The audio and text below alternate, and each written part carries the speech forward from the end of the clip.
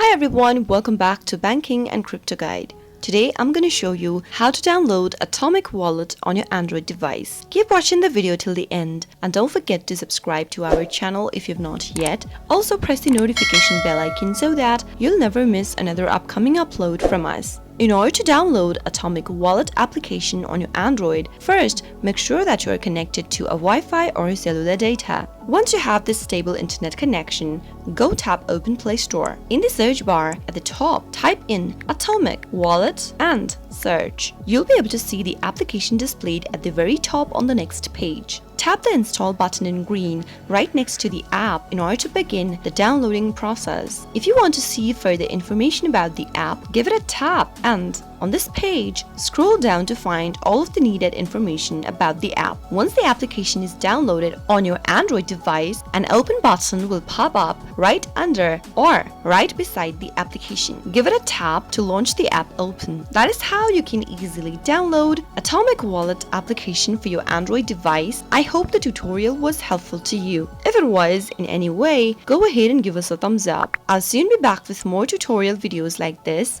Thanks for watching.